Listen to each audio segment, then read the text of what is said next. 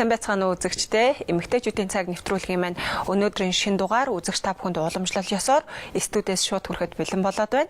За бид өнөөдрийнхөө ярилцах зочноор эмэгтэйчүүдтэй эрүүл мэндийн зөвлөгөө мэдээллийг түлхүүтэй хүргэх зорилгоор клиникийн 1-р амарч газрын их барих эмэгтэйчүүдийн эмч оюун гэрлийг урьж оролцуулаад байгаамаа. Танд өдрийн мэнд хүргэе.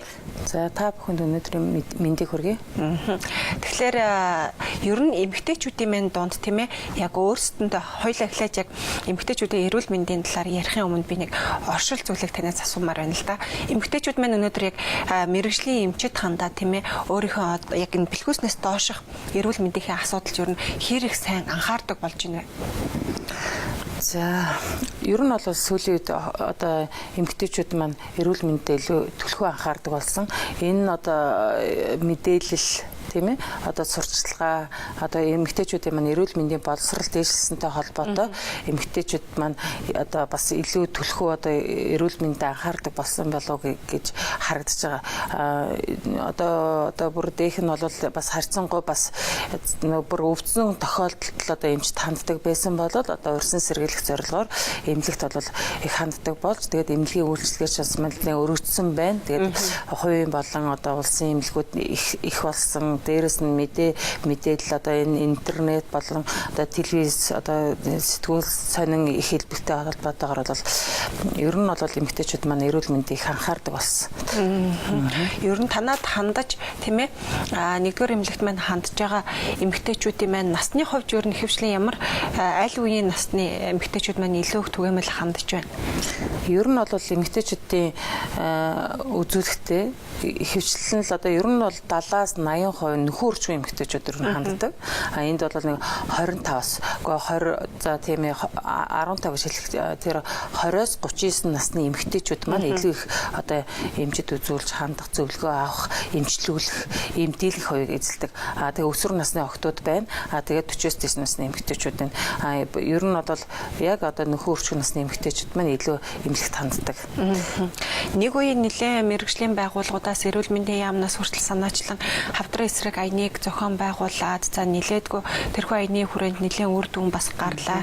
Таны хэлж байгаачлан ер нь эмэгтэйчүүд маань хүртэл тийм ээ өвчлсөн хойноо биш өвчлөхөөс өмнө за би ер нь яаж байгаа бол гэдэг байдлаар эмнэлэгт хандах тохиолдол нилээдгүй ихсэн гэж үздэг тийм ээ. Тэр ч утгаараа яг хавдар өвчний илрүүлэлт бол нэлээд их өндөр болчиход байгаа. Үүний хажуугаар эргээд одоо мэрэгжлийн эмч нарын та нарын санааг зовоож байгаа тийм ээ сэтгэлгээгчийн зориулаад байгаа эмэгтэйчүүдийн дунд маань зөнхлөн тохиолдох өвчлөл гэвэл одоо юу байна вэ? За ер нь бол эмэгтэйчүүдийн за тэр тусмаа нөхөр өрчгөн насны эмэгтэйчүүд болон өсвөр насны эмэгтэйчүүдийн дунд бол умаа хүзүүний одоо хавдар гэдэг юм маань илүү давмгай байгаа. Тэрнээс гадна одоо бэлгийн замын халдвар түвшин их байгаа нь одоо эмч нарын одоо хамгийн санаа зовоож байгаа зүйл байгаа. Нэгдүгээр, хоёрдугаар мөн тэр хүсээгүй жирэмслэл, үр хөндөлтийн асуудал бас их байна. Энэ бол бас айгүй харамсалтай. Тэгээ ерөнхийдөө бол ихэвчлэн хэдийгээр бас урьдчилан сэргийлэх үзлэгт болон хөөхнүүд маань эмэгтэйчүүд маань одоо эрүүл мэндийн үзлэгт хамрагдаж байгаа бас хамрагдахгүй нэлээд хэсэг байна. Энэ маань болохоор бас хаана хандхаа мэддэггүй. Дээрээс нь одоо энэ нөгөө одоо хотоос хөдөөнөөс хотод одоо нүүлгэн шилжүүлэлт хотод төвлөрөн сууж байгаа холбоотой одоо бас ер нь бас үзлэгт хамрагдахгүй тохиолдол нэлээд хэсэг нь байна. Би танаас нэг юм асуултыг асуумаар байна л да. Бид нарыг баг байхад ерөнхий боловсролын сургуульд сурдаг байхад охтын үзлэг гэж явдаг байсан тийм ээ. Одоо бол яг тэр охтын үзлэг бол за явдаг гэдгийг би бол үнэхээр хэлж мэдгүй за бараг явдаг байх. Тэгээ үүнтэй улбаатай өсвөр насны охтуудаас ямар нэгэн сониуч байдлаарч гэдэг юм уу тийм ээ. Эрт ингээд эмэгтэй хүн болох тийм ээ тэр алхмыг илүү их сонгоод үүнээсээ улбалаа дараагийн ингээд болчмгүй асуудлуудтай айгүйх холбогдоод байдаг мэдээлэлүүд бас байгаад байгаа юм л да. Тэгэхээр ийм өсвөр насны охтуудын надад хандах байдал ер нь хэрэг байна. За одоо ерөнхийдөө бол Ер нь бол эрүүл мэндийн боловсролыг угаас 10 жилийн боловсролт нь ерөнхий боловсролын одоо сургуулийн одоо тодорхой хэмжээний цагийг бол суулгаж өгөх нь зөв юм болоо гэж боддог. Эрүүл мэндийн боловсролыг бүр өсвөр наснаас нөхдүүдийн одоо одоо хичээлд нь оруулж өгвөл тэд нар маань эргээд одоо нөхөрчгөн байдалтай анхаарал тавих. За тэгээд тэр бэлгийн амьдрал хэдийгээр оруулах боломжтой одоо тэгээд одоо хизээ жирэмслэж хизээ төрөх тийм ээ ямар тохиолдолд эмчит хандах гэдэг анхны мэдгэдэгнийг аваад эхэлж штэ. Нэгдүгürt манай төрөхөд бол ерөнхийдөө охтын бас одоо нөхөрчгөн насны буюу өсвөр насны эмэгтэйчүүд ихэнх тохиолдолд хандж байгаа нь болохоор их оройтсон тохиолдолтой ирж байгаа. Сайшаалтай мэдээлэл нь бол манай нэгдүгээр одоо төрхийн одоо өргөтгөл гэж нэг баригдаж байгаа шинээр одоо энэ 2 сарын 31-нд одоо нээлттэй хийх гэж байна. Энд бол бүр цогц одоо амбулатори буюу одоо нөхөрчгөн эмэгтэйчүүд болон өсвөр насныхны кабинет гэж нэгдэж тэнд бол үйлчлэг хийгдэх гэж байгаа. Тийм учраас бүр илүү хандлах нэмэгдэх болоо гэж бодож байна. Бүр өсвөр насныханд зориулсан тийм ээ. Одоо охтын кабинет болон нөхөрчгөн кабинет за тэгээд эмэгтэйчүүдийн гэх мэтлэн одоо маш олон кабинетууд нэгдэж шинээр одоо бий болж одоо бүр цогцороо одоо бий болох гэж байгаа учраас энэ нь бол одоо бас аавшд талтай. Үнэхээр харин яг өсвөр насны хүүхдүүст ингээд яг нөхөн үржихийн мэдээллийг түгээх байгууллага нь хэвлэл мэдээллийн салбар болчихж байгаа. Түүнээс өөрөөр одоо тийм ээ яг мэрэгжлийн ингээд байгууллагуудаас яг тэдэнд ингээд нөхөн үржихийн мэдээллүүдийг түгээж байгаа байдал нь тийм ээ. За ингүүл ийм болт юм шүү. Тэгвэл ингэж эмэгтэй хүн алддаг юм шүү тийм ээ гэдэг талаас нь зөвлөгөө өгч юм нэлээд хомос байгаад байгаа юм бол одоо гэж би анзаараад байдаг байхгүй.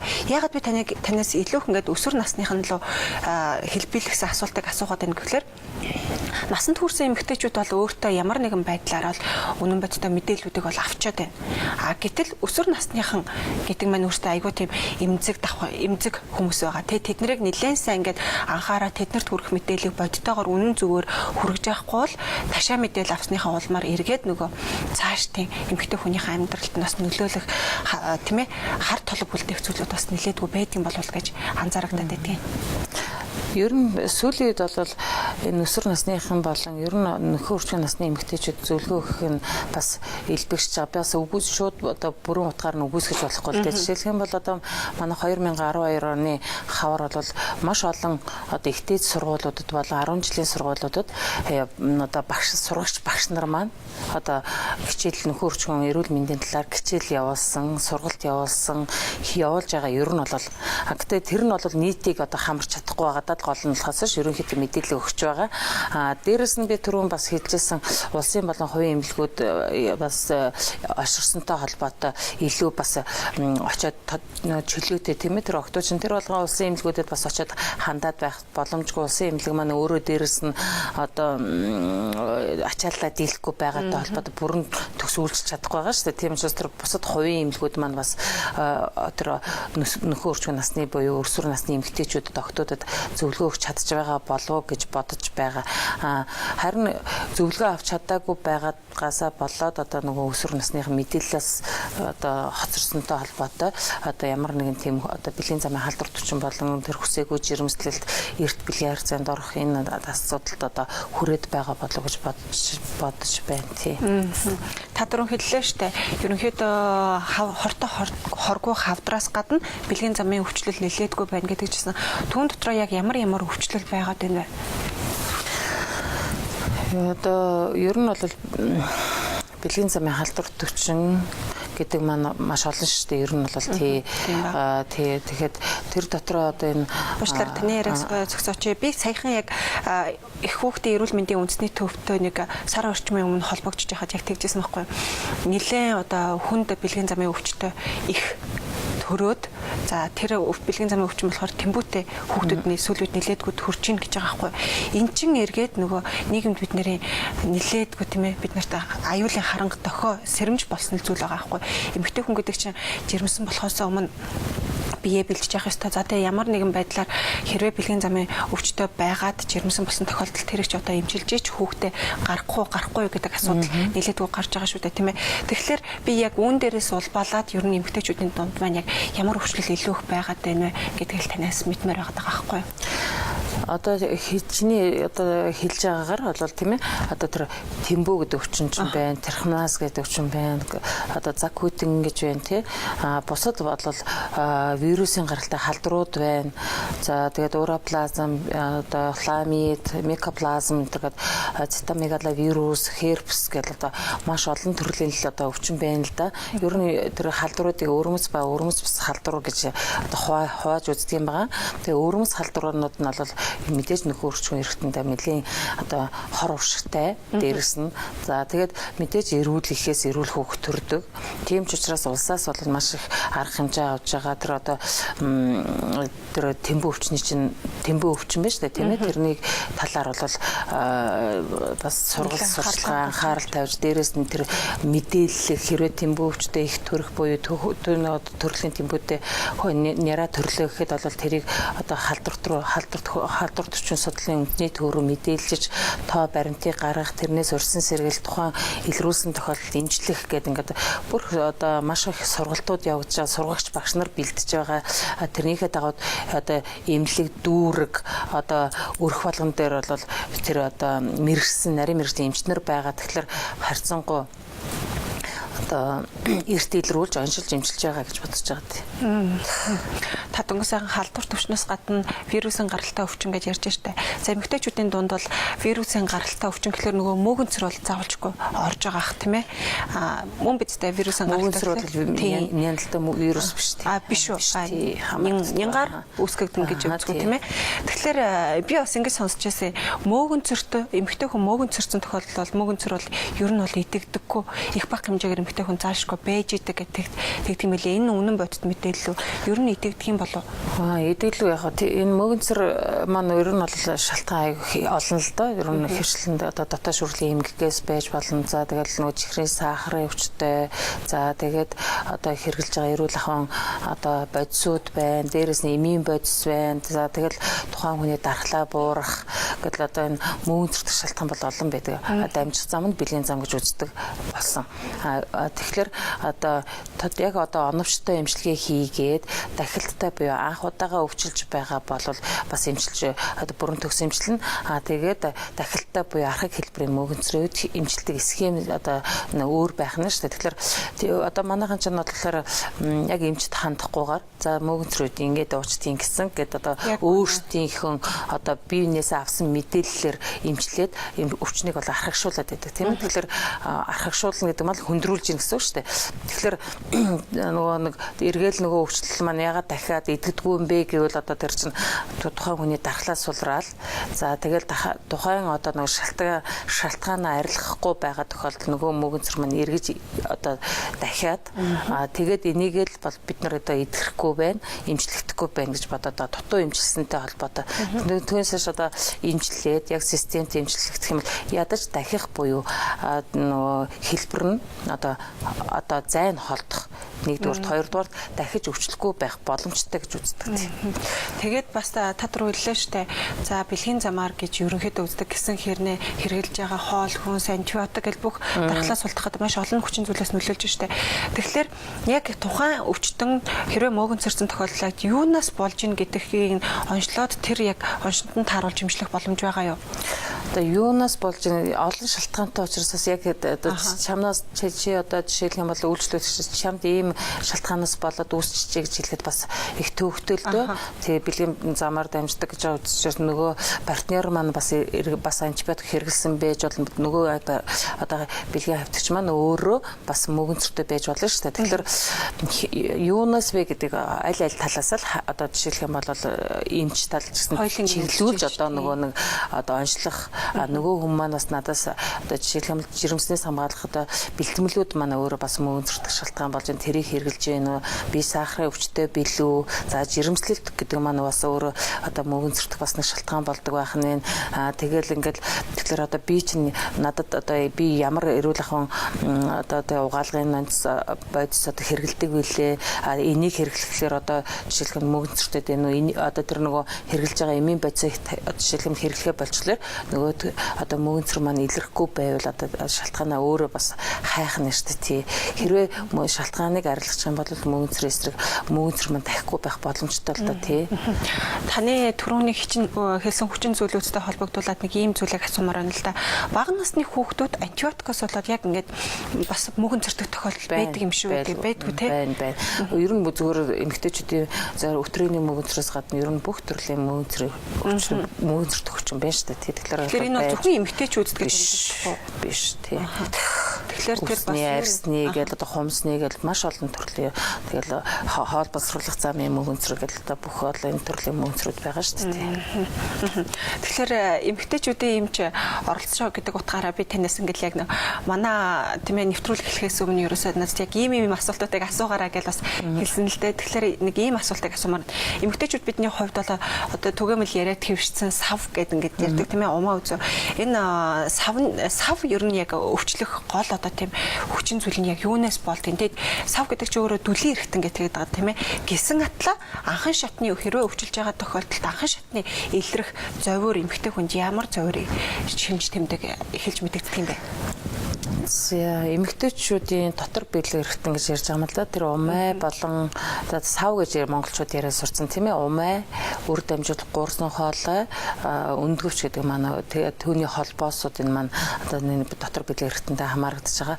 Тэрийг л одоо эмэгтэйчүүд бол хэвлийн дооцсгаар өвдлөө, уус нуруу өвдлөө одоо юу гэдэг тийм ээ. Хэвлийн дооцсгаар өвдөн гэсэн зовиорыг хөвчлэн хилдэг.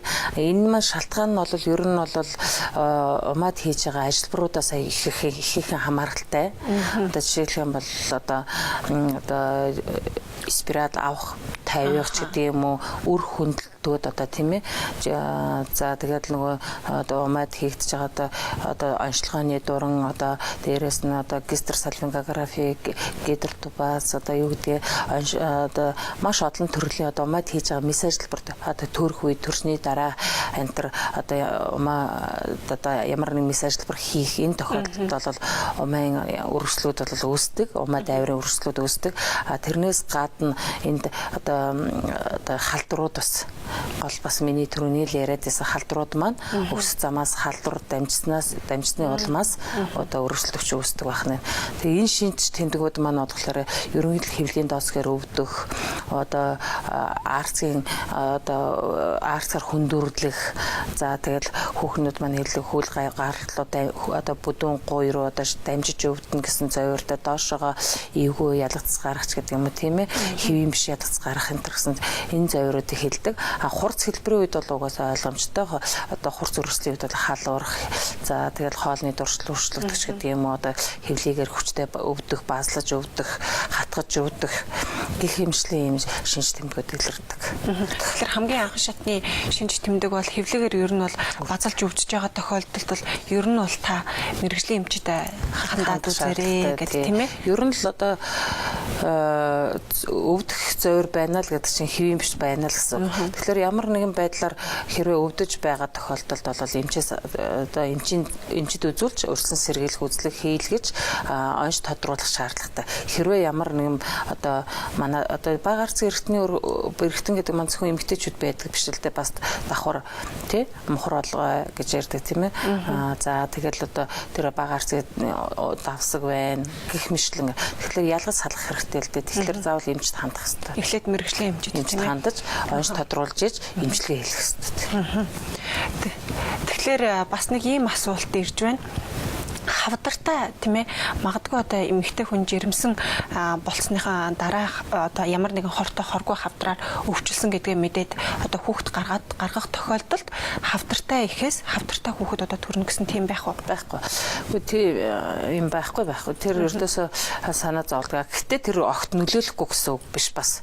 Жишээлбэл момын хоргүй хавдрын занглаатай эмэгтэйчүүд жирэмсэлсэн байдаг. Энэ тохиолдолд мөн л яах нь одоо дутуу төрөх, дутуу зулбах ч гэдэг юм уу тий. Жирэмслэлт одоо хэвийн бус явагдах, байнга ингээд хатуурах, зангирах одоо өвдөх ийм завирууд бас илэрдэг. Тийм учраас бол ер нь бол эрүүл ихээс эрүүл хүүхэд төрнө гэдэг утгаар жирэмслэхээс өмнө зайлшгүй одоо яах нь нөгөө нэг эмчит хяналтанд үзүүлж харуулж онцлуулж ээж хэрвээ ямар нэг эмгэг өөрчлөлттэй байх юм бол эмчлүүлж ээж жирэмслэлт маань хэвэн явагдана л гэсэн үг шүү дээ тий. Ингээд ер нь эмэгтэйчүүд маань сүүлийн жилүүдэд хоёлаа түрүүний ярилцлага эхлүүлснээс хойш ер нь байнга л өвчин ярьсаар байгаа таарлаа тийм ээ. Тэгэхээр та бүдээрээ ерөнхийдөө ярилцах цаг бас өндөрлөгт өгч байна. Тэгэхээр би танаас ийм асуумаар байна. Сүүлийн эмэгтэйчүүд яг жирэмсэн болсон давхар биетэйгээ мэдсэн цагаас хойш мэрэгжлийн эмч нартаас нэлээдгүй хандах болсон анзаарэгдэж байгаа. Ер нь тань дээр ч гэсэн яг ингээд эмэгтэйчүүд маань тийм ээ мэрэгжлийн давхар нөгөө өрхийн эмчээсээ гадна өөрөө ингээд сонгоод ингээд тийм ээ сонирхлоороо өөр мэрэгжлийн эмч наруудыг сонгож бас давхар хяналтанд байдаг. Тийм хяналтанд орох тохиолдлууд ер нь сүүлийн үед хэрэг байна. Одоо ер нь чөлөөтэй болсон шүү дээ. Эмч нар чинь үйлчлүүлэгч нараа эмч нараа сонгодог болсон. Ер нь одоо энэ зах зээлийн нийгэм байх тийм ээ. Ер нь ингээд мэдээллийг бас найз нөхөд гэр одоо бүх мэдээллийг авч байна, чөлөөтэй байна. Тэгээд тэр тусмаа одоо ярих гал одоо нэг улсын эмнэлэг одоо хувийн эмнэлгүүдийн тухай яриад байна л да. Тэр улсын эмнэлэгт үнэндээ бас ачаал ихт байна. Яг хүндээ хурж ажиллаж чадахгүй байгаа байхгүй. Нөгөө үнэхээр амжихгүй тэр чинь нэг эмч доногдох үйлчлүүлэгчийн тоо олон байдаг учраас тэр хүмүүс мэдээллийг ингээ хангалттай тухайн эмчээс авмаар байдаг, үйлчлэгийг авмаар байдаг. Гэтэл бас үнэхээр бас хүрэлцэхгүй байгаад энэ бол тухайн эмч нарын бас буруу биш юм л да. Тухайн бас үнэхээр ачаал их байгаад байгаа. Энтэй холбоотой эмч нар бол үйлчлүүлэгч нар маань одоо хувийн эмнэлэгт болон хувийн эмч нар дээр давхар хяналтанд яваад үзүүлээд одоо эмэгтэйчүүдийн өрсөлдөгч нь ч байсан. Ер нь бол заавал жирэмсэн гэхгүй эмэгтэйчүүд өөрсдийн үзүүлдэг эмчтэй үзүүлдэг эмнэлэгтээ тэгэл очдог одоо газартай болчихсон байна шүү дээ тий. Тэр бол ер нь бол бас дэвшилттэй арга гэж би боддог. Энэ ч зөв гэж боддог тий. Тэгэхээр та бүдээрээ ярилцах цаг одоо дуусах төгснийг найруулагч маань бол анхааруулж байна. Тиймээс та бүдээрээ ярилцлагыг үзэн сууж байгаа нийт үзэгчтэй за ялангуяа эмэгтэйчүүдтэй хандаад тийм ээ яг мэрэгжлийн эмчийн зүгээс зөвлөгөө хэлээч гэж би таныг хүсэх байна.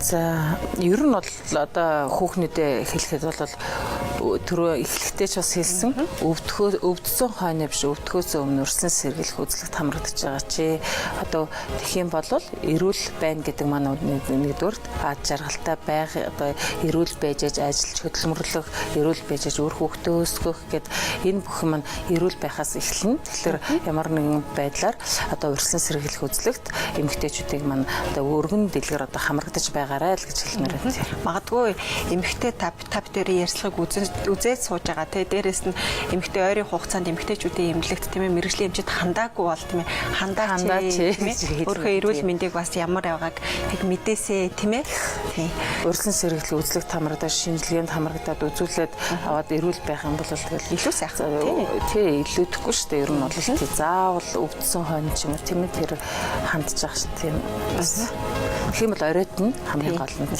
За танд баярлалаа.